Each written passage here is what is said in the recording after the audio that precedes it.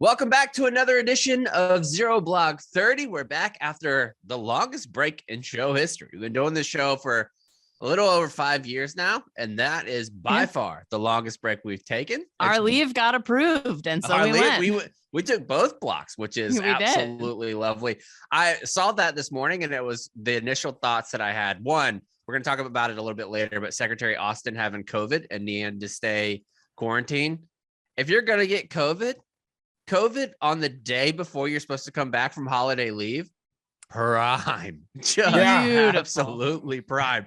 Yeah. Not only that, but he's not even gonna have to go out there and help them shovel because they got all kinds of snow in the DC area. Yeah. He's not gonna be out there. He's gonna put his little bitches out there to do it. Amazing. You know what? He's probably sitting right now with a big old mug of cocoa with a bunch of little marshmallows in it. He's probably in the beautiful homes that they get. He's probably right in the alcove of the windows looking out at his marine shoveling, just snug as a bug. Does he get a house? Does he just get his own whatever? Oh yeah, SecDef gets a house for sure. Oh yeah, yeah, yeah. I think so. It's a nice one too. Yeah, I think if the commandant and the chiefs of staff get one, then he for sure would get one. I would imagine. Yeah, he's got Vice Kenny President. G playing. He's nestled in. He's wearing like a Snuggie probably. Oh, it'd be adorable. He's cute. I've never really thought about that, like the COVID aspect of being on. If you wanted to scam, what could your command say? Like if you're like, oh, I was out around somebody with COVID, I guess I need to fucking isolate. Well, so I guess I wonder would they make you show some sort of positive test? Maybe. I don't know. Yes, there's probably a way to get around it. Yeah. But you could get around it for a little while. But now that they're all caught up to speed, they're like, good, bitch. We don't even care. This one's basically the flu. Come on in. Yeah. No, I actually put it in the sheet. We'll talk about it later. But we have 6 rounds of the magazine today. Round number 1, longest break we've ever had. So we're just going to catch up in round number 1. Round number 2, it's tough going back to work. So we have some good old fashioned boot motivation. We started with the Instagram page on Monday when we reposted our guy who was embracing the suck. January 3rd, back at work is a big time embrace the suck day. Round number 3, heads up to our friends in the Space Force. There's new research that shows that Space Force members are the most likely to become cannibals. That's right. They're going to be eating. Delicious meats. Not I great. Guess on those Speaking people. of delicious meats, I picked up, somebody DM'd me over the break and said that they got, as like their dad or uncle or something like that really enjoys World War II history. And they always look for unique gifts for him. And they sent me a copy or just a picture of one of the recipes in this book that's called the Cookbook for the United States Navy. And it is a cookbook from World War II of what they would actually cook on ships. And it is fascinating, the things that they would make. Like, for instance, did you know those gross motherfuckers, they would eat a sandwich that was 50% peanut butter and 50% chopped ham? I don't hate that. I don't hate that. What? I don't hate that at all. No. Ham and meat or turkey. Think about it. You get the peanut butter. Peanut butter's a little salty because you get the salt from the peanuts, and ham's a little salty. So salt and salt. But ham's a little works. Sweet. Ham's a little sweet too. So you guys would eat meat with peanut butter? I would argue that ham is the jelly of meat. I would argue that too. That's a very astute observation. And I've actually done, and this is going to gross people out, especially the person in the other room from me right now. But sometimes when I was really feeling hungry, I would put a dollop of peanut butter in my tuna. Yep, I knew that. That's the reason why I brought it up, because Alex told me. She actually told me. I hate that. She's like, one of the grossest thing he does is this sandwich. And she told me what it was. I was going to see if you're going to be an integrity violator coming back off the break, but you passed with fine colors. Well done. Thank you. You're welcome. I hate that. I like what I like. I thought I had you in my grasp. Round number 4, huge shout out to the teacher from Michigan by showing an instant willing obedience to orders while on a flight. She found out that she tested positive in the middle of a flight and secured herself in the latrine on the plane for the remainder of the 3-hour flight, which honestly wouldn't be that bad. If you knew that you didn't have to go and you don't have the shame of other people like waiting to get in there after you, staying in the bathroom wouldn't be awful. I like to go to the bathroom at the airport when I'm waiting, like just to go on another flight. If I find like a nice clean bathroom, I'll just sit in the stall for like 30 minutes. Yeah, but when do you find a nice clean bathroom on a plane? Newark, they're pretty good. Are we talking about airports or the plane? Both. Yeah, I think airports I think by and large, like if you had to rank places, if you're walking in off the street that you'd put money on it having a clean bathroom, airports would definitely be up there because they have people constantly cleaning them. Because of the amount of people that are going in and out, they have to have people that are constantly cleaning them. Now, I'm speaking from, I've only been in male bathrooms in airports. I don't know. Maybe the female bathrooms is travesty. We just got our periods everywhere in there. Oh, we just free bleed. We free bleed all over Newark Airport. Yeah. It's gross. Yeah. Looks like somebody's just spinning the ladies around trying to make cotton candy. Yeah, exactly. Yes, because our periods are like cotton candy. They're fibrous. Yeah. It's like yarn. That's why it's called the pussy, because of a pussy. Did you? Cat. Yeah, can I say? Play with yarn. Did you ever see that woman who did the art exhibit?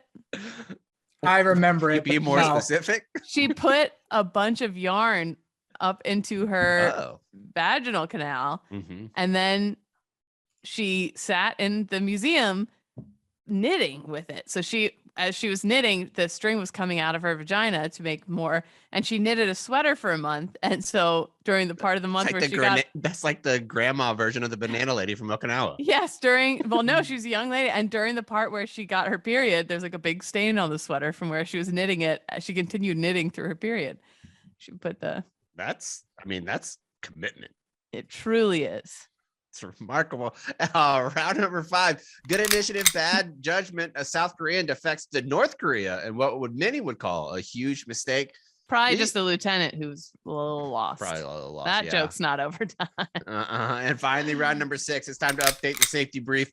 It's a new year, so it would behoove you to listen up. We got some of the major calls from ERs around the year, so we want to give you a heads up of things to avoid as the new year starts. Let's get going. Round number 1. Oh no, I got to tell you about our new presenting partner. Presenting partner for the whole year, which we're very excited about. It's our good friends at Whistle Pig Whiskey. If you have been following my content for quite some time, even when I first started, I used to do a video series called Fancy Boy, where I would review different types of cocktails and alcoholic beverages and things like that. Whistle Pig Whiskey has always been and will always be my number 1 whiskey of choice. Their rye is fantastic, but they got these new bad boys out, and they're called the Piggyback Barrel Age Craft Cocktail. It's in a can. It's better than a seltzer. It's crisp. It's refreshing. It actually tastes like a cocktail that you would order and get at a bar. I don't know how they did it, and we were talking before the show. I don't know how they made a cocktail taste like it's still fresh, but it is. And I think it's just because Whistle Pig is quality. They're just not trying to just pump out 1 billion cans a year. They're not trying to do that. They're making good stuff, just like their whiskey.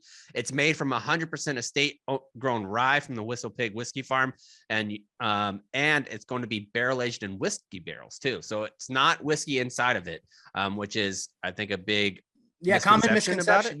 Yes, one that I had myself. Right. So it is kind of like the normal seltzers, just made with rye. And it's not whiskey, but it is 8%. Like, it's not some little bitch drink. It's pretty good. And I drank several. They sent a big case over here. I highly recommend the blackberry ones. Highly. That's the blackberry lemon fizz. I put in I don't know if this is how you're supposed to drink it, but I got a wine glass and I filled it chock full of ice. And then it's just such a pretty color too, that on Christmas Eve before we took our flight the next day, I had the Yule log going on my TV. I had the Christmas lights on, and I had this like fizzy, delightful like whiskey. Yeah, it was delicious. So yeah, I really enjoy it. You guys should check them out. They have 3 flavors right now. They have the fresh ginger lime, the blackberry lemon fizz, and the session citrus mint, which is also very good. Just go check it out at piggybackrisesmash.com for more info, and you're going to be able to go get you a box whenever you see them finally starting to come to your store, because people are on the lookout. We've been posting it. Us, KFC Radio, a few other pods are also sponsored by them this year, and people have been trying to find them. Good luck, because when the whole squad is backing a product, good luck finding it. So you might want to go to the website and order it straight to your door. That's the easiest way to get it there. All right, let's get going with the actual show. Round number 1. First of all, just it's good to see y'all's faces. I know. I mean, usually I'm annoyed when I see you guys, but now I'm happy. Yeah, I like you guys again. No, I'm just kidding. I always like you guys. Yeah, how was your guys' break? What'd you do? What'd you get into? Connor, you were kind of incognito. You were kind of off the grid too, like not even on social media that much. What were you into? Oh my gosh. So I think this holiday Christmas break could be best described for me as a learning experience. I learned a lot, and two things that really stood out to me, and I would agree, chaps, I was not as active on social because I was so busy. And I think that's one of the things I learned, that I don't like to be as busy as I was. I like having things to go to. But for instance, on Christmas this year, we did. And this is a big change because usually you're a busybody. Yeah.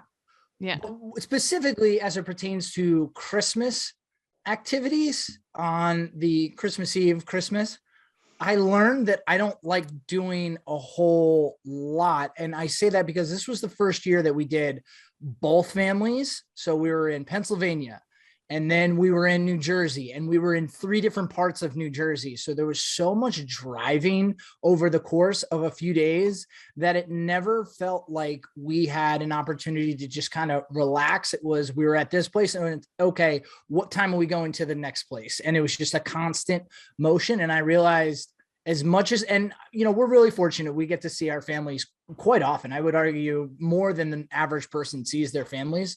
So one of our goals for 2022, big year coming up, to cut your family off. Mhm. Smart. Yes, do something so ridiculous that nobody wants to talk to ruin me your ever again. to burn every bridge. burn I guess Yeah. we should just cancel this whole wedding thing, Hiroshima. get married at the courthouse. Just Hiroshima that shit. Right. No, after we get married, one of our goals is to find a house, and then we decided we want to host Christmas next year and just do that going forward. Mm-hmm. And both of our parents were like, go ahead, go for it. That'd be fantastic, because obviously they've been hosting holidays for so many years now. I think that's a nice thing to be able to pass the torch. Oh yeah. And let somebody else, because obviously spending time with family is great, but there's so much work that goes into hosting and cooking for a large group of people. But Alex and I love hosting. She loves cooking. So we're all for that next year. And then the other thing I learned is that I'm marrying a loser, a psycho. I don't know. There are a lot of words to describe her. Disagree. Hard disagree. Have you guys watched the Beanie Baby documentary on HBO Max? Not yet, but I was a huge beanie head back in the day. I'm not as much of a beanie head as Jeff D. Lowe, but I enjoy a good Beanie Baby. I still from time like to time. them. Got a trash bag full of them. Yeah. I was on like the periphery of that growing up. You know, I think my sisters maybe had a couple, but we certainly weren't the folks that were all over the place. Alex and her mother, they were the ones that her mother would wake her up in the middle of the night. Hey, I heard there's a hospital that has one of the new limited edition babies. We have to go now. And waking her up hospital at like gift 6 years old. shops were a hot commodity. Well, so that's what I learned watching the documentary is the guy refused to go to the big box retailers and would only have his Beanie Babies in these smaller mom and pop type operations. So finding them wasn't easy. Alex used to go to the trade shows. She said they bartered some deal for one Beanie Baby where they gave 3 of theirs plus like $1,000 to get another Beanie Baby. That's so insane. Yeah. I mean, I do, but I also kind of like it because looking back, that's a memory that her and her mom will have forever. Yeah. And no matter how silly it is, it still like comes off as great. That part of it I love. Do you remember those little homies that would be in like the little canisters at like the grocery store where you could get 50 cents? I used to love, I had a whole squad of homies, and that's when I was in college. I love that Florida chaps' Beanie Babies was homies, was little homies. I love like go Raiders. But the whole time it was chaps, to your point about it being endearing, the whole time watching the documentary, you know, the Leo DiCaprio from what's the movie Once Upon a Time in Hollywood, where he's pointing at the screen. That was Alex. Like I had to pause it multiple times because she was like pointing at the screen and talking about some memory she had of her and her mother. Oh yeah. You know what you should do, Cons? When that happens again, if you want to do a rewatch, send Kate over to your house. Kate would absolutely love the behind the scene infos of what's going on in the Oh my God, 100%. That's like her dream. Yeah. Anything that's like watching a VH1 pop-up video, but in real life that's who I want to hang out with. Yes. Oh no, I don't mind. Tell me more. Yeah, go on. The zebra. I was like, Alex, just please stop talking. I'm trying to learn about these crazy people. Oh, you're just trying to stifle her excitement, Con. Yeah, Not good. Dude, she was. You got to get her the excited. Princess Diana Beanie Baby she has for the wedding. This is she has one multiple Cons too, and you need this. She had every single one. You need this in your back pocket, Cons, because you did all this driving all around Virginia. Next time, you need to download that onto like a laptop, drive, so she could be in charge of the pauser.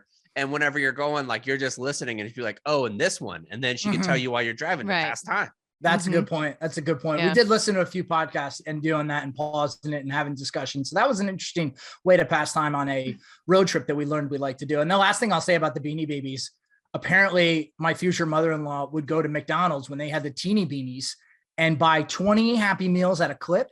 I love it. Yep, I had a relative. But then freeze them and then like serve them to Alex over the course of the next like 2 weeks or whatever. Yeah. And they didn't even have air fryers, so it's probably disgusting. Absolutely. Yep. Absolutely. That's taking it too far. That's what I'm marrying into. So interesting. But a very interesting documentary nonetheless. Well, there's your break. Kate, what about you? Oh, okay. So two of my favorite things about break. One, first question. You guys know I used to love hiking. And for years, it became this thing. I got really independent with it, and I would plan whole trips to other states by myself and pick out trails. And like, I even had my little company. Like, I was getting really from New York to like Washington State, for example. Yeah, I would do like big trips on my own to go hiking, and I got super into it. Well, when I got pregnant, the first sign that I was pregnant was I went on a hike up in the Adirondacks, and I was like losing my breath, and I was like, "Man, what's going on?" And I haven't really hiked since. So I was super excited. I assume you had COVID. Not pregnant. Turns out I was knocked out. So I got my big present for Christmas, went to REI and got fitted for like the top of the line. I don't want to tell you how much it cost. Top of the line baby hiking backpack. Cause I was carrying him around in the Bjorn. You got to tell us. I guess. I want to guess. I'm going to guess 360. I was going to say 425. Like 360 pretty much. Wow, that's a good guess. Well, Kate, I don't mean to put any pressure on you, but I feel like you need to have a few more babies to make that thing worth it. Because like once he grows out of it, we had a scare this morning. I did. I told Chap someone else was pregnant, and he thought I said I was pregnant again. And because I just like glanced at my phone, I was like, "Oh shit, we are in for a world of change." This thing though is top of the. I put him in it. As soon as we walked out of REI with it, I was like, can we go to a park right now? I couldn't wait to get hiking again and to go with him. So we were in Knoxville, Tennessee. We went to this iJams park in Knoxville, and I was like climbing up these steep rocks and blah, blah, blah. And he was just chilling in the back. He was like cooing, and like, he fucking loved it. He loved it. And I've taken him almost every single day since then. I've been out with him in the little backpack, taking him on a hike somewhere in the woods. And it feels awesome. It feels so good to be like, and that he likes it. And wearing your Rocky boots. Wearing my Rocky boots. I took him to I took him to my birding park the other day when I thought he had daycare, and which, listen to this, New Year's Eve. I didn't realize it was New Year's Eve. I go to take the baby to daycare and no one's there. I'm like, oh, whoops. This morning, Pat goes to take the baby to daycare. It's closed. This is the day they're observing New Year's. That's bullshit. That's crazy. That's an abomination to the Lord. So the baby's home today, so I didn't go into work. Anyway, so this got me thinking though. I was looking, I follow all these crazy hiker moms on TikTok and stuff now. Not that I'm ever going to do a crazy hike with the baby. August 2020, Jackson Holding, a 3-year-old, reached the summit of Pisbadil between Italy and Switzerland, 10,000 feet. He did it with help from his parents at 3 years old. His sister, 7, did it by herself. Okay. A bunch of little fuckers. Then I was reading this other hiking blog where this baby named Kessler, this Australian baby, he was going on 40-mile hikes with his parents by the time he was 7 months old. They would put him in the backpack for like 40 miles over the course of 2 or 3 days. By 2 years old, he was hiking 5 miles a day on his own without being carried.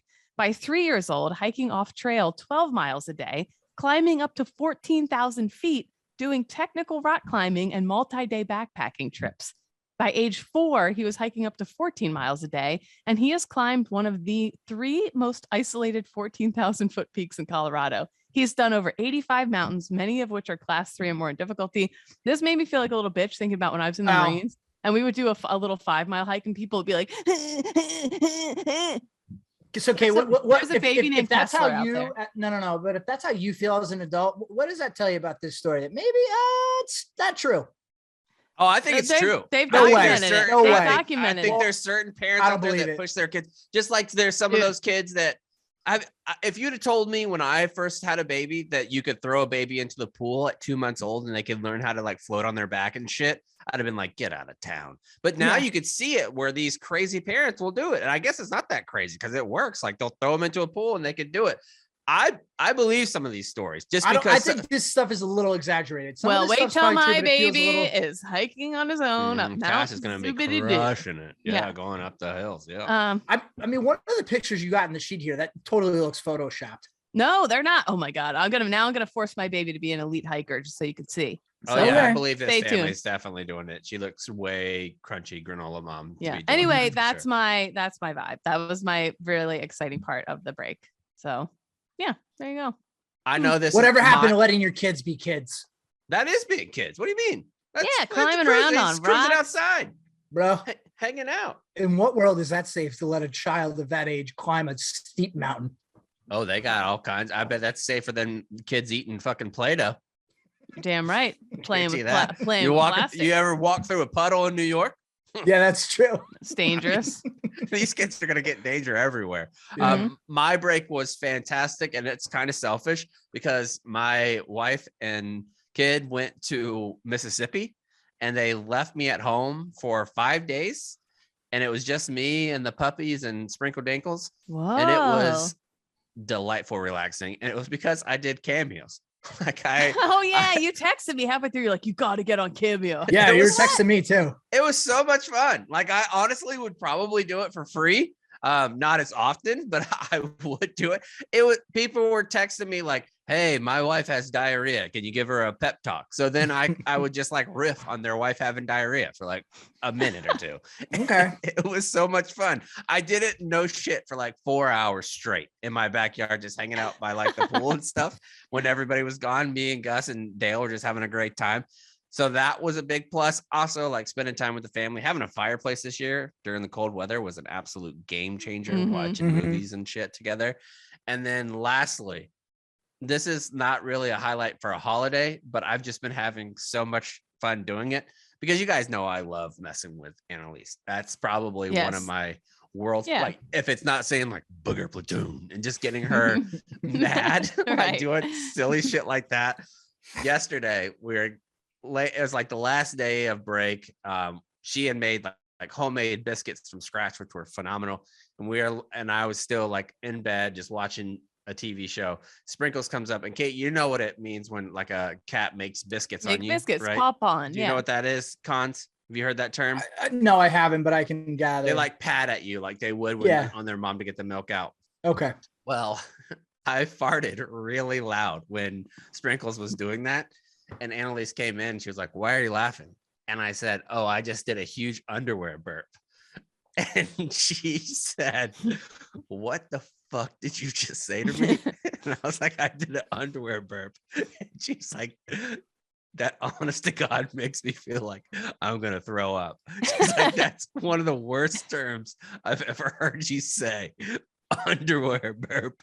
And I just kept walking around the house the rest of the day, just going, oh man, I could feel a big old underwear burp coming on. This is going to sound mean, but this is one of those things that sounds worse coming from you specifically. No, I was going to say, yeah. Mm-hmm. It's unbelievable. You say some very profound especially things. Knowing you had biscuits and gravy, that's extra upsetting. Chaps, you say so many are very profound. You've written things that are very powerful, but then you come out with stuff like this, and it really makes you wonder who's behind all that other stuff. What's going on in the old brain? Imagine what it's like living with this thing. It's not great. So that was basically the highlight of my Christmas break was yesterday morning, saying underwear burps. I had a great time doing that. There you go. All right, let's move on to round number 2. One of my favorite things about young boots is their just intense motivation. And you know what? I think oftentimes with service members, we do them such a disservice. Boots, we try to take all of their excitement away, and we make fun of it for it, right? Poo-poo it. And we were all there. And do you remember the first time you heard somebody like, oh, what a motivator, and was like making fun of you for enjoying what you were doing? It really stings because you're like, why doesn't everybody else want to do this? Like the entire concept of don't volunteer for anything really blew me away when I was in like my initial onset schools. So I wanted to highlight some of these little boots that are super excited. On December 9th, one of these fellows said, so I'm not sure how many of you know what I've been up to for the past few months of my life. So I'll tell you, I've been training to be a guardian of freedom. More specifically, I joined the United States Army Infantry. To those that don't know, the infantry is the hardest MOS or military occupation specialty in terms of physical demands and mental fortitude and capability. We are on the door kickers, the grunts, whatever you like to call us. The infantry is responsible for the quote last 100 yards, which is fancy talk for capturing the objective and killing those who wish to harm the innocent. We have one of the hardest jobs in the military, and with a little more quick thinking, instincts, and our wits to see us out on the missions, we are the first line of warriors, nicknamed the Queen of the Battle. So to those who are curious, I was working to join a brotherhood of the courageous, brave, selfless souls in the name of protecting American citizens and their way of life. Yes, you will be seeing me train around the neighborhood until I return from leave. Whoa. For this kid. Shit. Good for this What kid. a fucking Listen, badass. listen. Whoa. My head will hit my pillow tonight very peacefully because I know that hard charger. I was wondering why I was sleeping so good over the There's break. somebody ready to march to the sound of the guns right there.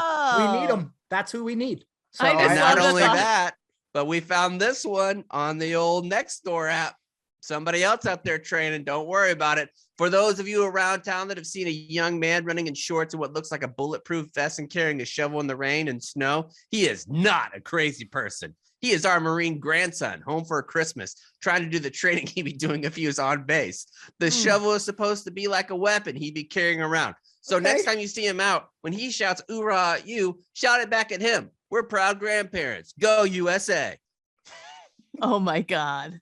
Oh my God. Oh my God. I love it. I mean, because imagine how happy you would be in your grandparents. Like, there he is. There he goes. Look at Kevin. He's out there. He's training with the shovel. He loves it. Oh. Now, I do remember when I was home on leave from like boot camp, I'm like, I should probably do a couple runs around the block in my boots. Just to stay on top of it. You know, like I gotta go for a quick hike real quick. You know who that is? Yeah. That's Lance Corporal right there, home for Christmas. Yeah. Is that who that is? Mm-hmm. You guys know who that is? Lance Corporal who? You cut out for a second. Oh yeah. Harold W. Dawson. Oh, of course I know Harold. For sure. Dawson. Yeah. I mean, no. Yeah. Harold's out there. He's got 4646 proficiency conduct. Of course. Mm-hmm. All right. So the last one of our motivators. Hello, neighbors. The village of Oak Grove and nearby areas, I've recently enlisted and swore in the U.S. Army. I'm going to basic training and infantry school the summer of 2022, just a short 6 months away. I wanted everyone to be aware that I do train and run in the neighborhood. I run with equipment like water canisters, large backpacks, weighted plates, and everything else that you could possibly imagine a military man would need. The reason why I came here to make this post is because, one, I want to make sure everyone knows I'm just simply training and trying to get ready for my future career in our beloved United States Army. Number two, I don't want anyone thinking a person with a vest that looks bulletproof and various equipment is doing something nefarious. Okay. Number three. Is that an officer? Nefarious. No. Wow. I do have equipment that looks threatening, but they are not real. I repeat, they are not real. They are coated blue, and I'm putting green LED on them, so there is no mistaking that you know this that kid's it's not running real. Around the neighborhood with fake weapons too. Oh yeah. Oh no. Hey, train how you fight, Kate. Train how you fight. I'm again letting everyone know that again I am training so that there's no mistakes or bad encounters like I had today. I was fixing my vest after something malfunctioned with it, and a lady stopped in her car in the middle of the road and stared at me. I felt so weirded out. So I went back up to my house only to see the same lady there. She had circled the neighborhood and stopped in the middle of the road and kept coming at me again. My dad had come outside and confused. I went inside because I was scared and kind of weirded out. But I'm going to continue my training because being a soldier is my destiny. Listen, I have a couple thoughts. Number one, training when you're on leave, respect. Listen, it's very easy to be a fat body. Thought about it. No, never did. Yeah. I did. She comes no surprise to you. Yeah. No, I'm just kidding. But then also number two, I always say this. Yeah, you're right on that. I will always maintain this, and not just for the military. I think in all aspects of life, I think it is so much better to have a person that you got to pull that collar back on them a little bit than trying to motivate someone to be more energetic. Right. Oh, sure. Yeah. Yeah. I used to always tell when I was like the company gunny, I would tell the platoon sergeants, I'd much rather have you to tell you to chill than to push harder. Yeah, exactly. And my favorite, I was always very much rolling my eyes. Like once I stopped wearing my dog tags out in town and my military boot backpack on flights and stuff, I was very much rolling my eyes at all the motivator stuff. But my favorite leaders, looking back, were the ones that, despite my not wanting to, made me drink the Kool-Aid a little bit. I'm like, all right, I'm feeling pretty motivated right now. They're so dorkily excited about it that they would get me excited about it, and they end up being the best leaders. Like it's like little things. And I think you appreciate it more when you go away. Like when I went out to the ball a couple of months ago, and there was this first sergeant that was talking to the Marines. And he was like, "Hey, good evening, Marines." And the Marines were like, "Oh, good evening, first sergeant." He's like, "Bullshit." And then Mike make him say it again with more motivation. I love that kind of stuff. It gets me going. Like imagine how even at Barstool, if we go in for our end of the year meeting and Erica's like, "Hey, what's up, everybody? Good afternoon." "Oh, bullshit. Let's try that again." I'd be like, "Go, Erica. We're the only two dorks it works on. Me and Jeff's like, "That's good. So excited for the company." People ask me to do that on Cameo too. They're like, "Can you do Lugo? Can you do?" I had to one of them was narrating an erotica, a little 2 paragraphs of erotica in Winnie the Pooh's voice. Like, lovely. Fortunately, nobody asked me to do any underwear burps on the Cameo. Not yet. Not yet. Now they know that's offered. So true. All right, let's move on to round number 3, which today is going to be brought to you by our good friends at BetterHelp. They are helping you out because it can be tough. I mean, I was talking and Elise looks so sad this morning going upstairs to her office. And I was like, "What's wrong?" She's like, "It's so hard to go back and do these like professional meetings again after being off for so long. It's just terrible." If you're feeling that way, if you're down in the dumps, don't let it get too bad. Talk to somebody. We love BetterHelp on this show. And they're not just because what they're doing for the Gold Star community by going to Gold Star or betterhelp.com/Gold Star. They can also help you out if you're not a Gold Star family member like they do, all 3 of us. For example, some people think that you should have to wait until things are really, really bad. Don't do that. Just treat it like you would a dental cleaning. That's what I always say. The BetterHelp therapist is basically just like a dentist for your brain. Make sure that you just get in there and get your cleaning. It's much more affordable than in-person therapy. You can be matched with a therapist in under 48 hours. It's customized online therapy that offers video, phone, and even live chat sessions with your therapist, so you don't have to see anyone on camera if you don't want to, and you can give it a try because over 2 million people have used BetterHelp online therapy. That's a lot. This podcast is sponsored by BetterHelp, and our listeners get 10% off their first month at betterhelp.com/0. That's BETTERHELP.com/0. Let's move on to round number 3. Catherine, what do we got? Cannibalism. Round number 3. As if things were not going to be tough enough for future space colonists, experts now say they're likely going to face food troubles, and that might just turn them into cannibals. I love articles where they just are like, "Oh, fuck it, let's speculate real hard on something."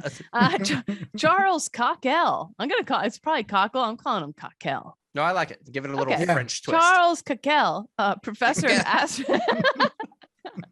You changed it that time. I like that even better. Charles Cockell, professor of astrobiology at Edinburgh University, spoke about the challenges astronauts will face if and when humans attempt to colonize places like Jupiter's moon Callisto and Saturn's moon Titan. Specifically, he stressed that if the farming and crop systems failed, the colonizers would likely face dire consequences unless they had a good supply chain coming from Earth. I like how you're a fucking professor and you're like, "Look, if there's no food, people might eat each other." Right. Like that's essentially, you don't need a PhD for that. But that's what I was going to say. It's ridiculous that this guy is talking about something that is so completely out there that no matter what you say, it can't really be wrong. Right. You're talking about Jupiter and Saturn. What are we even talking about here? So on Jupiter and Saturn, I think would be hungry. That is an interesting point, though. Like I do think in the future, I don't know how far out, but I do think shit like that is coming. And when you look at it, like I remember when way out at an outpost in Afghanistan, if there was an IED or whatever, and our supply chain got messed up, things would get not desperate, but things would get pretty pretty tight for a few days until we had our next supply coming in. Like you can understand you look how at your gutting, you're like, that thick ass. We'll roast that sucker. Yeah, we're gonna roast. Everybody starts looking a little tastier. You know what I mean? But specifically, he stressed that. Oh, I already read that part. To underscore his point, he pointed to Sir John Franklin's 1845 exploration of the Arctic, which resulted in the crew cannibalizing each other. Worth noting, one of his 2 ships was named the HMS Terror. You're bound. Yeah, you're bound for bad things when that's your ship's name. Basically, I was reading up on this expedition because everybody knows about the Donner Party. I didn't know about this one. So Franklin had these 2 ships. One of them was the HMS Terror. And they were trying to find the Northwest Passage in the late 19th century. And they had tinned food, which was kind of new at the time. They didn't realize that they had been sealed with lead, a lot of them, which started fucking them up a little bit in the end too. Having diarrhea in Antarctica would be the worst. Well, so they have these 2 ships with 129 officers and men, and they become icebound in the area of Nunavut, Canada, like way up in the boondoggles. After a year, so both ships are stuck in the ice. They're kind of separated from each other, though. After a year, over 20 of them had died, including Sir John Franklin, the guy leading the expedition. So after a year of sitting on these boats, waiting for the ice to thaw, the ice never thaws. Winter's coming again. They're like, fuck it. I guess we abandon ship and try and find mainland and try and find help. So nobody made it. Out of all 129, everybody died eventually. And why they think cannibalism came into it, they found marks on the bones that look like teeth marks and stuff too. Yeah, they found all sorts of marks on the bones. By the way, the shipwrecks themselves weren't found until 2014. Wow. And it took over 4 years for search parties to even start looking for them back then. Like it was this whole big crazy thing. But yeah, they believe that eventually they got that makes sense though. I think that makes sense because if you need, I think, a few screws loose back in the 19th century to just hop on a boat and just go anywhere. Because anytime being an explorer. True. That's a good point. But now at least you have some GPS, some modern technology to tell you where you're going. Way more, yeah. Back then you're working with the stars. So if you are willing to do that, then it doesn't surprise me that you're willing to resort to cannibalism when all else fails. And that's how they found Lewis and Clark's expedition too. Like they went back and tracked. Do you know that they had it because of the amount of mercury that they ate? That's how they could actually pack.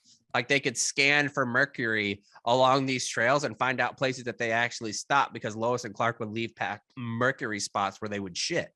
That makes sense because they were probably eating a lot of fish. They were like in the streams and stuff that they would come across, I'd imagine. What? Very different. It's wild. Like the way that they figured all this stuff out. By the way, I've been looking at getting a telescope. I think I want to become a telescope guy. Chaps, do you know my future father-in-law collects telescopes? He has I would love to go hang out. He has like 60 telescopes. And then he has some that don't even work that are just collector's items. We had one growing up. And I remember when Hale Bop came by and my dad had it out in the backyard and like seeing like, holy shit, it's awesome. I highly recommend, chaps. Yeah, I think I could do right out by my pool. Like we have a loft opening into the skies. I think I could get away with that. Could be very cool. Your dad stores it in the basement and then you and your brother playing cops and robbers down there and he has to keep yelling, nobody better hit my telescope. Oh. And it becomes very stressful. Of using the restroom in Antarctica. Did you guys see any pictures from the Winter Classic this weekend? The NHL's Winter Classic? I saw that people were outside acting like they were having a good time and it was -14. And I just want to be on the record as saying, fuck that. Yeah. But specifically, people were opening beers and then 2 minutes later, the beer is frozen. Before you can even drink it. That's just crazy. That's crazy. One of my buddies that used to, whenever I went up to Moose Jaw, Northwest Territories, when I was working with the Hatterites when I was in college, it was like a missionary thing. He was telling me there's spots up there where you would go outside -50 and piss, and by the time your piss hit the ground, it was already frozen. Like it was just that fast of how the change is. Legitimately crazy town. But I would risk it if you're going on an expedition to space, you got 150 people. I think you have a pack. Like, hey, towards the end, if you're really sick, whoever's the most sick gets eaten. I feel like that's fair. I don't know. I just think if we have enough education and technology to get us there, we have enough education and technology to figure out the food situation too. And it doesn't even get to that, hopefully. I don't know. I think the first couple ones are going to go pretty poorly. Probably. Yeah, I don't think it's gonna think go colonizing well. another. My wondering is planet a lot gonna of go trial who and the error. hell would volunteer for this? Like, who would volunteer for it? And once they finally got there, because we're talking several Dude, hundred million Donnie. miles away. Donnie, from work. Both of them. Chef Yeah. Donnie and Donnie Dust would both be on the first plane out. Mark Watney. Then I'd imagine they'd want you to start having babies up there, and like that's so irresponsible. I cannot imagine. It might be Thank you. easier if you have less gravity, though. True, that's Like, a good point. If you're pushing the baby out, that would be disgusting. Like, because then the little poop All that the you little- have will fly around on the moon forever. Everything's flying around. You Right. don't want that hard. Let's Mm. move on to round number 4. This one comes to us from TikTok and all over the place because a Michigan teacher was isolated in an airplane bathroom for 5 hours after testing positive for COVID-19 in a flight while traveling to Iceland from Chicago. Marissa was flying on December 20th when she took a rapid test before she got on. She took it on the flight, I think. She like Yeah, was why would having- you do that? yeah, that's a great question. She said she started to get a sore throat on the flight, and so Oh, she it was like, was "Ah, I way might as well before. take it." She's an integrity violator. It had to be way before. Yeah, You don't notice it when you're on the plane. Yeah. And also this Yeah. doesn't happen instantly. It's not like, oh, someone coughs on you and it's like, boom, you have COVID just like that. So she had it getting onto the plane. And I think that's where we're at now, is that it's just this thing has broken our brains that people think this is the solution. Like, oh, I'll just now sit in the bathroom for the next 5 hours and I didn't infect the rest of the plane already. So now I'm okay. But go ahead with the story. She says that there was 150 people on the flight, and her biggest fear was to give it to them right away. The teacher Spoiler, then- you probably already did. Right. The teacher then decided to quarantine, and everybody else has it anyways. The Yeah. teacher has decided to quarantine in the airplane's bathroom for the remaining 5 hours of the flight, where she filmed a TikTok video that was amassed 4 million views. She told Today that she was able to make it through the cramped quarantine due to the flight regulator, who delivered food and drinks while she was in the airplane bathroom and constantly checked on her. After the plane landed in Iceland, Reykjavik, I want to go there, by the way. Have either of you been there? No, but my dad went a bunch. That Yeah, was I a big, went My sister went. She said it's gorgeous. because he used to be a flight engineer on P3 Orions, which their job was to look for submarines, so they would cruise around the Arctic Sea a bunch. Ooh, wow. And he would come home sometimes when they would do trips there a lot, and they would go to Barbados a lot. And when he would go to Barbados, he would come home with like a whole ass tuna. And I was never like, we were never like impressed with it because I'll you get don't the know. peanut butter. Right. Like at that age, you don't know any better. But now looking back and after watching like a bunch of sushi shows, coming back with a full tuna, that's like thousands of dollars worth of tuna fish. Yeah. Yep. That's a flex. It's not like Crazy. a couple cans, like actual good tuna, which I would kill to have now, like a full one that I could butcher and have it in my house. That would be incredible. Mhm. But she stayed on for 5 hours.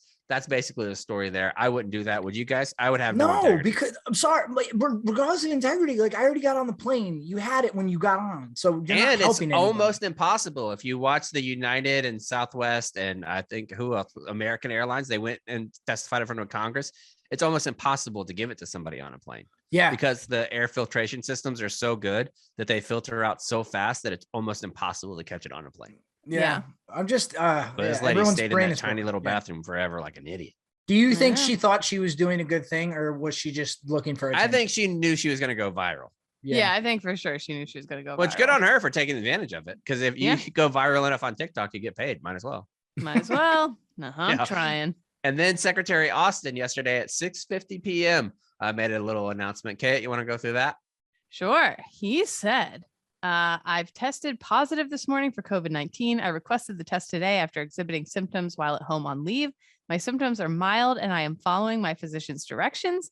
In keeping with those directions, I will quarantine myself at home for the next 5 days, stemming the spread of this virus, safeguarding our workforce, and ensuring my own speedy and safe recovery remain my priorities. To the degree possible, I plan to attend virtually this coming week those key meetings and discussions required to inform my situational awareness. I will retain all authorities, yada, yada. I have informed leadership of the positive test result. And I'm glad you said yada, yada, because that's the reason why I did it. Sheesh. The amount of detail, bro, we know what's going on with COVID. Just Mhm. COVID, I'm staying home for 5 days. We know the rest of it. Yeah, but this is the kind of thing though, where if he didn't do this, then people. Well, this is a direct response to the past two administrations who haven't been open at all about what's going on, and so now I feel like they're like, well, we're gonna say everything, and sometimes you're just like, dude, I don't need all that information. It's like that viral meme where it's, I'm not reading all that, so either congrats, bro, I'm happy for you, or I'm sorry for your loss. Like that. That's essentially what Secretary Austin's It is a lot of tweet. info. It's the final tweet is weird. It has nothing to do with COVID. I have noticed that my stools are slightly looser than normal. I have been eating a large amount of Weetabix with whole milk. I will be switching to 2% shortly. Thank you. Yeah, so it seems like lactose intolerance is a big thing too. Probably an issue for him. Damn. You know what though? At that level, I think what's cool about reaching that level in anything, business, in the military, in sports, whatever, you just really just go to a lot of meetings. You're not actually doing a lot of work. Like you're not pounding out PowerPoint. Shit in the DOD. You just sit in meetings, basically. You're just present. So the only thing he's really needed for is to authorize a Moab. Like that's it. A mother of all bombs. Other than that, I don't know why. I get a warm fuzzy from him. I don't. Yeah, I think he's awesome, Secretary Austin. Like I don't have anything against him. I'm saying in general, I don't think they do a whole lot. I don't think the president does a whole lot. Yeah, and not just because it's Biden and he's real tired. I think it's everybody across the board. I don't think they do a whole lot. I think they just take a bunch of meetings. I mean, if you've ever been in business meetings, not a whole lot gets accomplished in any business meeting. No. Which is why success went so much higher during quarantine, like for so many business, because people actually had time to work. They weren't going to the conference room every 10 minutes. At the height of COVID, when I was living in my studio apartment in Queens, I did 76 blogs in 1 month. Yeah. 76. Ask me how many I'm getting done now, but don't. Yikes. Yikes indeed. but that's not the only COVID news. It's amazing 2 years into this whole thing, leaders still haven't figured it out. U.S. Army What the Fuck Moments had a post from one of the soldiers there. He said how this will work. So basically what they're saying that a lot of this unit had COVID, or they're worried about COVID. So they're going to set up like a food line. The soldiers will come out floor by floor through the back door, and they will bring their own plates and bowls and cups, and they will be served their food. And then they will go through the front door directly into their rooms. This will be for tomorrow only, and tell soldiers no Facebook post about this. How the fuck do you not know that you're going to have soldiers telling everybody once you say don't tell anyone? Also, we never had our own bowls and plates and cups. And also, I love that this leader doesn't know how to spell bowls. They spelled bowls Bowles. Bowls. Bowels. Oh, Kate, I didn't know you were going to fucking grammar shame somebody. Absolutely. Yeah. That's rich. Mm-hmm. So they have to bring their own little cups and bowls outside. Yeah. But if that is the worst way to start back. Just cancel it. Like if you're going to have that, just don't do it. Just say, listen, we're extending the break. So many colleges are doing that too. That would be the email to get. My friend who has 2 kids in elementary school down in the Philly area, home all week this week, back to virtual school again, which blew my mind. Not fun. She was like, yeah, I'm done. Over my kid is out like, until what are we at least doing? Friday. What are we doing here, people? Ugh, crazy. Just send them back. Send them back. My God. All right, let's move on to round number 5. Kate, what we got there? All right. South Korea's military says an unidentified person has crossed the heavily fortified border into North Korea on New Year's Day. That's a drunk person on New Year's Day. Am I right? You wake up a little still drunk from the night wouldn't even before. try to stop him, honestly. You're walking to North Korea. You play stupid games, you get stupid prizes. The South Korean Joint Chiefs of Staff said on Sunday that its troops spotted the person with surveillance equipment at the eastern portion of the border at 9:20 p.m. on Saturday. We actually have the audio of that. What the heck? What the heck? Huh? Hey, what? Hey, what the heck? What's that? Guys, huh? What the hell? There's somebody trying to go across the Anyway, it sent soldiers to capture him or her, but they failed to find the person, and surveillance detected them crossing over, which is an illegal act in South Korea. Illegal both ways, I'm pretty sure. We've confirmed that the person crossed the military demarcation line border. The South Korea sent the message to North Korea on Sunday morning to ensure the safety of the person. Hey, this guy will be okay, right? They're just coming over to your turf for a minute. Now, a public and political uproar emerged after North Korean troops shot dead a South Korean fisheries official who went missing at sea in September 2020, for which Pyongyang blamed antivirus rules and apologized. Whoops, our bad. 2 months earlier, North Korean leader Kim Jong-un declared a national emergency and sealed off a border town after a North Korean defector who said he had COVID-19 symptoms crossed the border back north from south. The fate of that defector not known. Probably dead. Spoiler alert, dead. Yeah. The two Koreas, as we all know, the two Koreas are split among the world's most heavily armed border, the demilitarized zone, 2 million mines, an 155-mile long, 2.5-mile wide DMZ, which barbed wire, tank traps, combat troops on both sides. So defecting, though, from the south to the north, wildly rare. At the height of the Cold War, both Koreas sent agents and spies to each other's territories through this DMZ, but no such incidents have been reported in recent years. Can you imagine being a North Korean spy and being told, okay, you have to go to South Korea? I would never come the fuck back. I'd be like, okay, yeah, I'll be back tomorrow. So, yes, sir. Sounds good. Though. See you guys on Friday. And then you're bad luck if you're a South Korean spy who has to go north. Fuck that. Anyway, about 34,000 North Koreans have defected south since the 90s, but the vast majority of them have come via China and Southeast Asian countries. Prolonged lockdowns and restrictions have pushed the number of North Korean defectors arriving in the south to an all-time low. But basically, I don't think they've had, I mean, who knows what North Korea's media is putting out, but I don't think they've had any COVID there because they cut off. I mean, I'm sure they're just not reporting. They're just not reporting it, but right. So the idea is that they've cut things off so severely that they don't have it at all. So this is because Russia tried to deny it too for a long time. Yeah. They had anybody they were like, oh no, we don't. And they're like, no, our people are dead. So this is a big deal though, that someone south went north. Who knows why? My God, I don't know. I just can't imagine like how awful, like what's going through your brain to go to North Korea. I mean, I guess you see it in America too, where like you live here and you're like, you know what? I'm going to sympathize with the Nazis. Know what it might be. Yeah. Hey, my parents are going to be out for another 2 hours. Bet. All right, bet. I'll be there. Dancing through the mines. Talking about sex. Yeah. Talking about.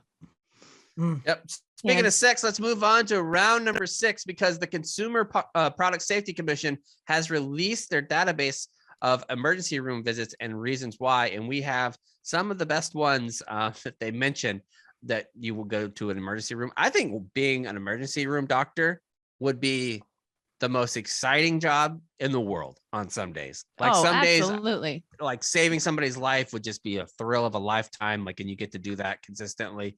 But also, it's got to be one of those jobs where you have to have unbelievable bearing to work in there.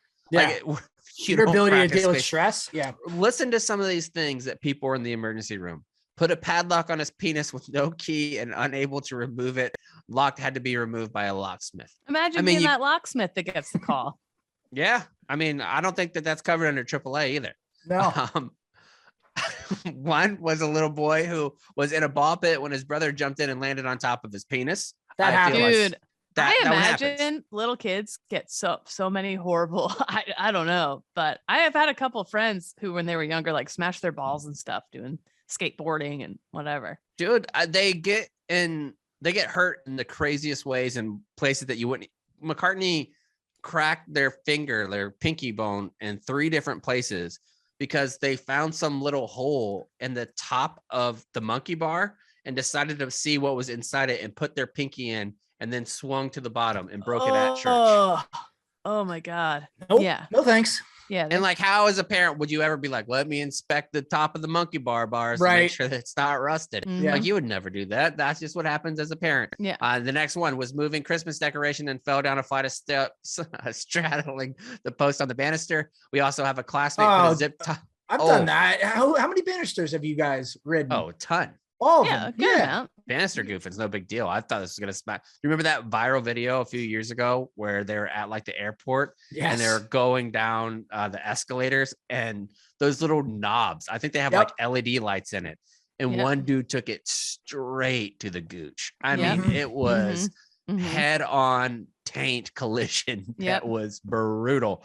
Put a shower curtain ring on his penis and now can't get it off. Put a zip tie around the base of his penis and can't get it off. State he's been masturbating at least once a day during the COVID pandemic because it's the only way he's able to release stress. States he used a hand job sex toy and has been having penile pain as well as intermittent dull aches in his testicles. That's just part of the game, bud. Like that's just called beating off.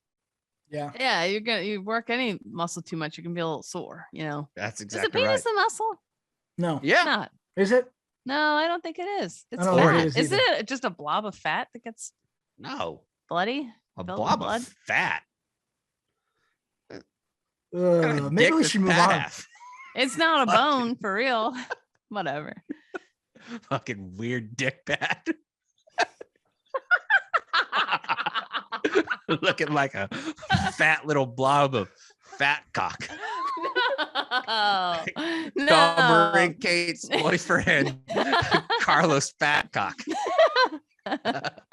Yeah, very accurate. Yeah. Sure. A bottle of hand sanitizer in his pants pocket burst and he got onto his penis. And then he dropped a lit cigarette on that penis while sitting on the toilet. Perfect storm. Terrible. Perfect storm.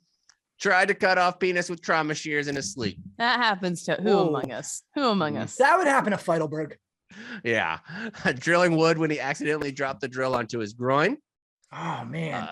Had intercourse with wife, had rubber band on base of penis, took off to orgasm and noticed bruising, then went snowmobiling. I love it. And they went snowmobiling. Yeah. And that's what really aggravated it. Oh my God. Watched his genitals with industrial laundry detergent. That would happen in the barracks for sure. This one reminds me of maybe this person thought they had an STD and that this would like kill it. Like this is like genital ivermectin. Oh, I could see somebody getting talked to like a PFC or something, be like, oh, you got genital warts. Just put some bleach on it. Well, I saw a post from a military historical page over the weekend where there would be like all these navy blue toilet seats on Navy ships, and then there'd be a red seat. And this was way back in the day, like World War II. And the seat was for troops who knew they had an STD. It's called like the hot seat, so that you didn't. Oh, not that shit can is be that where that spread. term comes from? That he's on the hot seat? Maybe, perhaps. His genitals are on fire. Wow. I'll post that on the social. Was moving things around in his living room when he fell, knocking a glass vase on the ground, which shattered, then fell into the shards of staining lacerations to his penis. How did he drop a vase so hard that it cuts your dick? I don't know, man. I don't want to find out. Kate, be advised, was riding a roller coaster on vacation and the safety bar was not locked completely. Who moved around during the ride and hit his testicles. Was that you on the Coney Island cyclone? Yeah, I would kill for video of somebody getting their testicles smashed on a roller coaster. I feel like I've had that nightmare before though, where you're on a ride like that and it comes loose and you're gonna just hold on for die. I think that's a common nightmare. Oh yeah. Was boiling hot water and accidentally stepped on his dog's foot and the dog yelped and startled him, causing him to tip the water over, burned his penis. Oh my God.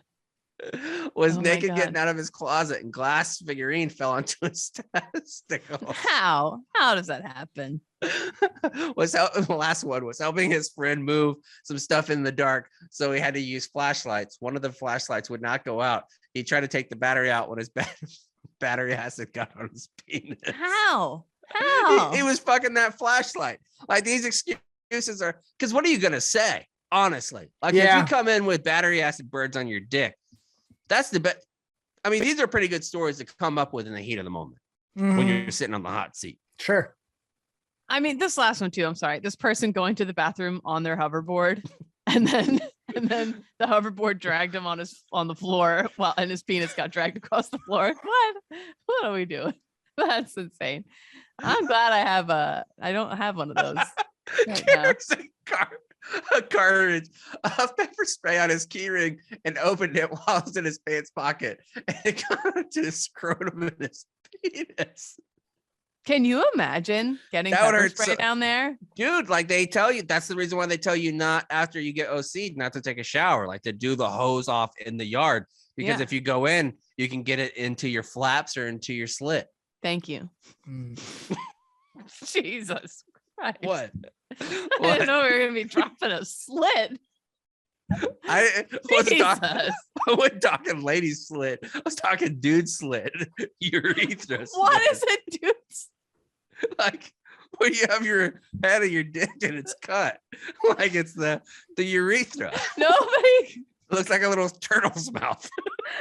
It's the most offensive shit you've ever said. Nick had to come off of freaking in a way, just so casually. You know, your dick that's made of fat. You got the little slit in it. It looks like a turtle coming out and grabbing stuff. Okay. Next thing you know, you're on this podcast. No. You're done. You're done. I see what I needed to see. Let's move on to save rounds and alibis. Nick, we'll start with you. Save rounds. I guess my break was you all know I've been in potty training hell. You'll figure it out eventually, Nick. You'll learn to use the toilet. Yeah, I'll learn how to take a dump. Yeah. I have to if I'm going to continue to be on this podcast because it's very on brand. Right. But it's just I've just been being worked these past 3 days. It's the hardest thing that I've done as a parent. So that's my save rounds. I spent it just in my house with the little one. A lot of time field daying. Field daying, cleaning. Fielding a lot of shit off the floor. For sure. Yeah. So much asking. You gotta go potty. Over and over again. The worst. It was rough. I feel like I gotta go. I don't gotta go. They're never honest about it either. Yeah. No, because they don't know. They have no idea. They have no clue what's going on. They're just like, oh, I dumped again. Yep. Yeah. And then she says, "They did good job." I'm like, "There's shit on the floor." Do you let her go in there with you when you go? Yeah, totally. I mean, she comes in now anyway because she always goes like, "Daddy need help," like regardless. And I've been doing that for months now. Like I can't go anywhere alone. Well, she's right. Yeah. So she's right. Yeah. Yep. She is. All right, Cons, what about you? The latest episode, Nick, don't go anywhere. The latest season of Cobra Kai was out. Pretty good season again. But I found out some troubling news. Nick is a Cobra Kai guy through and through, apparently.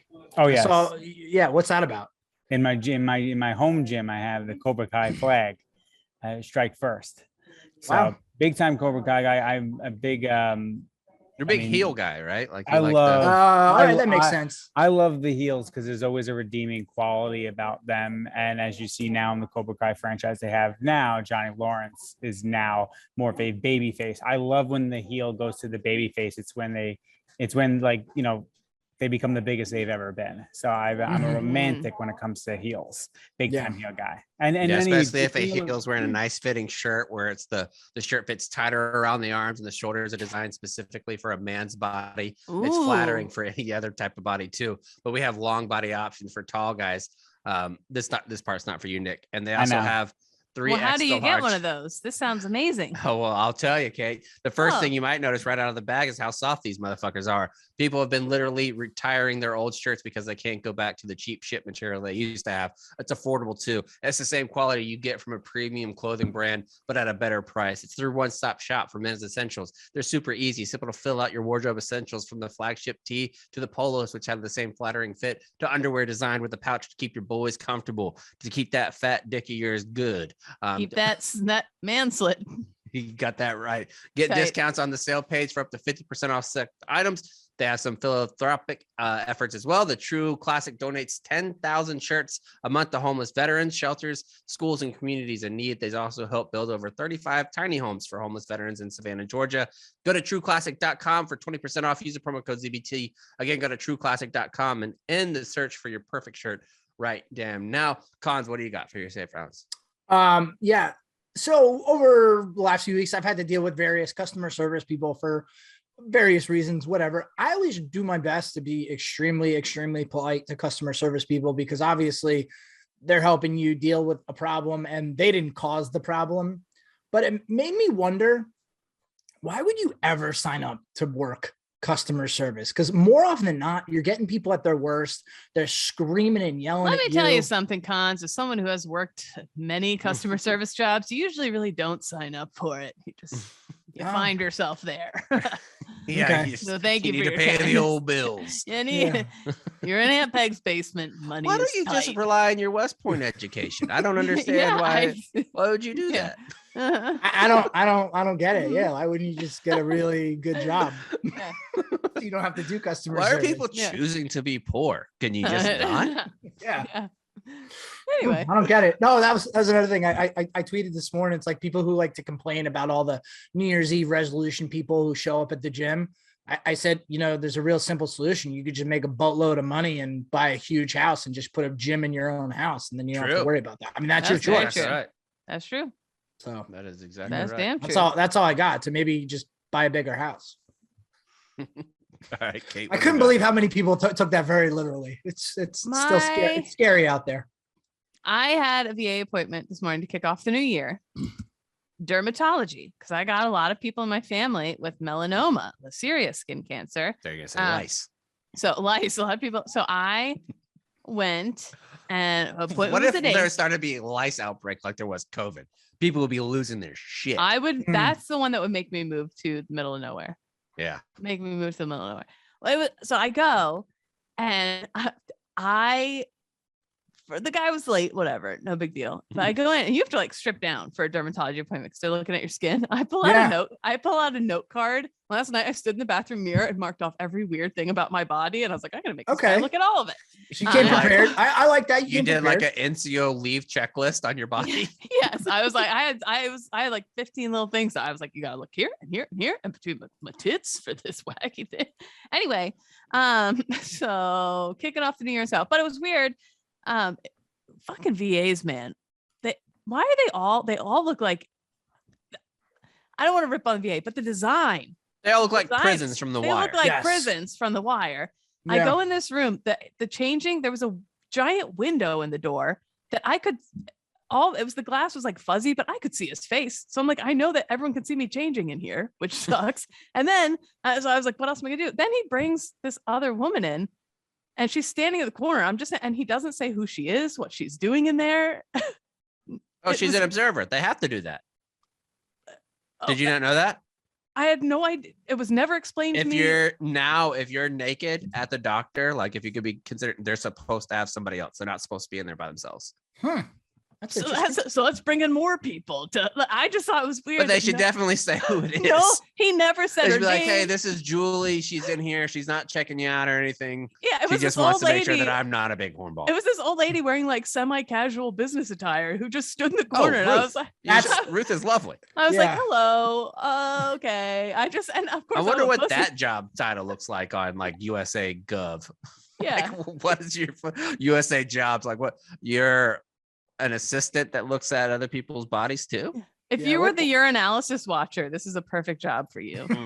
Because I'm like, so then I'm getting flipped around and I'm like joking with this old woman who I have no idea what she's doing in there. I'm like, how about this tattoo on my back? I'm a slut. Like it was very weird. Hey, the best thing I made it weird. I was going to say that people who might be on the newer side here to Zero Blog 30, Kate is very much one of those people who, when things are awkward, she just tries to talk her way through it and just keeps talking, even though that doesn't help at all. But it's good to know. Oh, I tried cracking jokes to both of them the whole way through, and neither of them. Anyway, so that's my story. It was a weird appointment. I don't have skin cancer, everyone. Good news. I'm just gross. Okay. Well, that's good. I guess my save round is I am glad to be back on the show. Glad to be back with you guys. Make sure that you remember, if you're listening to this on Tuesday, that we're starting to drop the episodes on Monday nights and Thursday nights on the YouTube channel. Go subscribe to that. That would really help us out. And also there's another channel that's coming down the pipe soon that you're going to be excited about, that Kate and I are going to be heavily involved in. So stick with us on ZBT and we'll tell you all about that in the coming days. Big year coming up. If you have any interview requests that you want to hear, somebody from the military community that we haven't had on yet that you would like to hear us interview, reach out to us. We want to hear about that stuff too, because sometimes we're like, I don't know, would the audience want to hear this one? Would they not want to? So reach out to us if there's somebody out there that you want to hear us interview. And lastly, there was a bunch of drama on Mill Twitter over the weekend. I don't know if you guys saw this or not, but there was I guess, decently prominent figure on military Twitter that had been primarily known as a decent dude. And it turns out that he was sexually harassing, sending dick pics to like 30 different women and making like all kinds of different weird and relationships. active duty staff NCO and active duty Marine staff NCO, that was doing all this. Did he have stuff. an anonymous account or a user? No. He had an Well- anonymous. It wasn't anonymous, but yeah, it was anonymous, but people knew kind of who he was. Got it.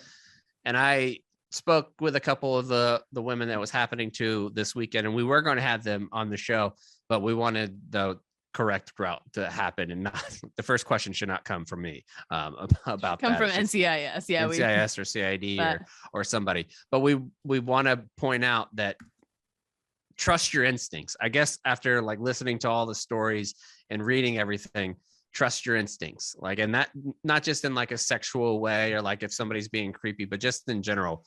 I feel like that's almost a lost art now, is people having street smarts and being able to really trust what their instincts are saying. And if you are getting a bad vibe from somebody, there's a reason. Trust that fucking bad vibe that you're getting. I think so oftentimes women are, it's like drilled into our heads, especially don't be rude, don't make someone feel weird, blah, blah, blah. Like it's why women say sorry so much more often than men, why women make their emails so much more nicely, because that's pounded into our heads.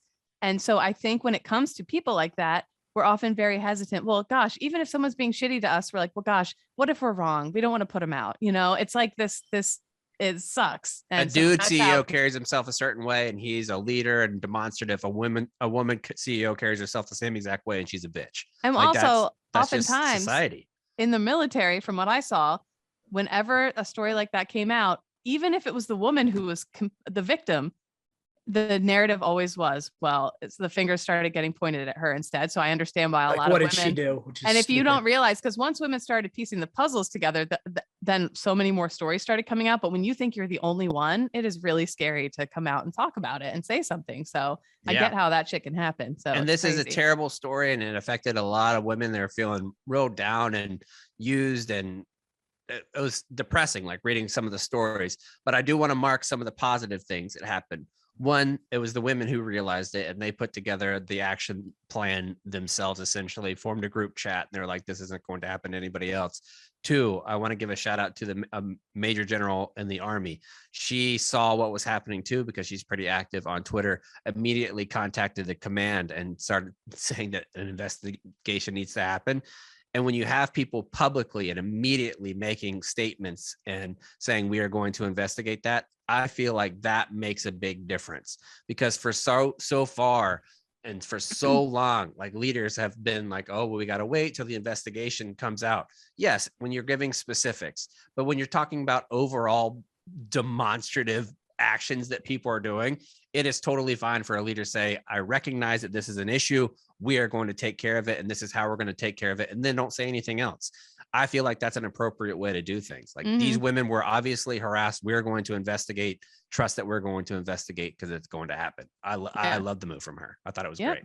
Yeah, but it's what everybody should have been doing for a long time now. Yeah, I appreciate it. You think a leader of that stature too also didn't grow up with social media. So it's comforting and encouraging to see them adapting with the times and realizing that the way that things have been handled in the past might not be appropriate for 2022. So I appreciate that folks are willing to change and make an effort.